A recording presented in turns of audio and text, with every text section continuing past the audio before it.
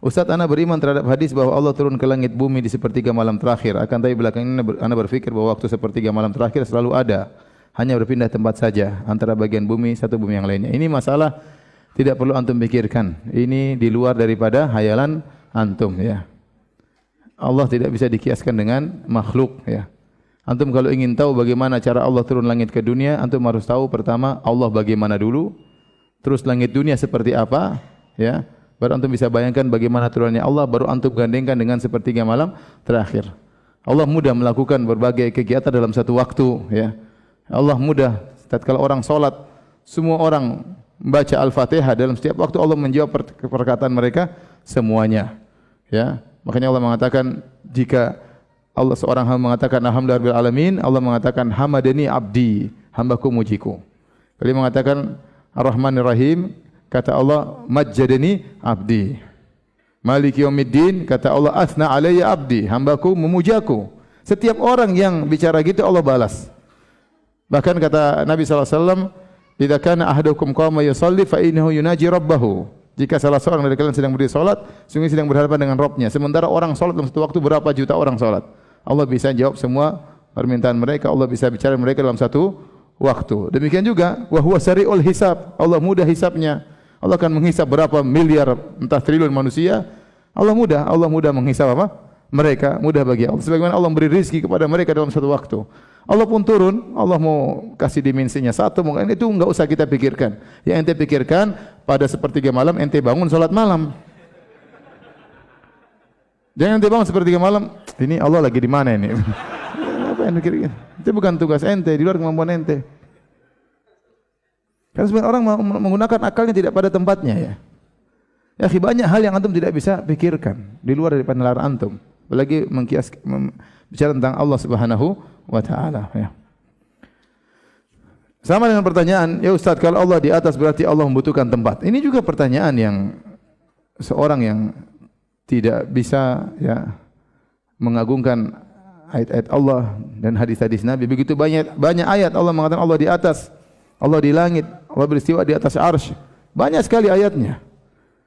Ya, bahkan dalil bahwasanya Allah di atas, kata Ibnu Qayyim, bal alfani, ada 2000 dalil yang menunjukkan Allah berada di atas. Fitrah juga demikian, menyatakan Allah berada di atas, ya. Adapun meyakini bahwasanya kalau di atas berarti Allah butuh kepada tempat. Ya akhi, ya. Sekarang saya tanya sama antum, langit dan bumi.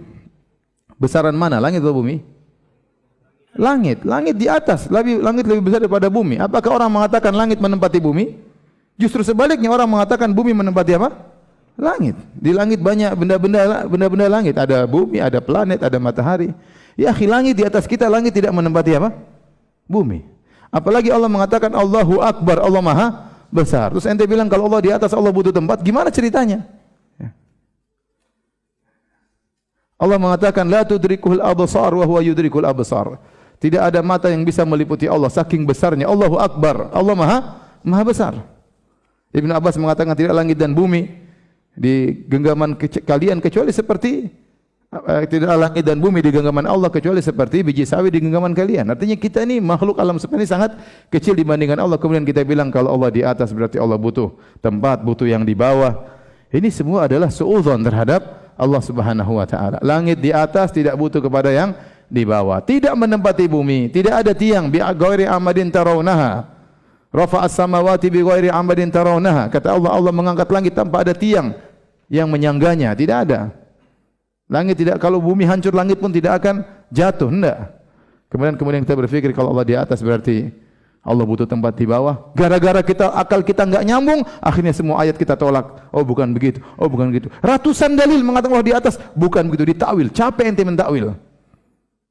Taib, Al-Quran turun dari atas, terus maksudnya Allah tidak di atas. Oh maksudnya begini. Malaikat lapor ke atas, lapor kepada siapa? Oh enggak tahu lapor kepada siapa. Terus amalan naik ke atas, oh ke atas maksudnya kemana? Bingung. Allah turun ke langit bumi. Allah, kalau Allah turun ke bumi berarti Allah di atas. Allah enggak di atas. Itu yang turun apa? Rahmatnya. Rahmat cuma sampai langit dunia, enggak sampai ke kita, ngapain? Oh maksudnya malaikat yang turun. Kalau malaikat turun, kenapa Allah berkata hal min da'in? Siapa yang berdoa kepadaku? Apa malaikat berani berkata demikian? Siapa yang berani minta kepadaku?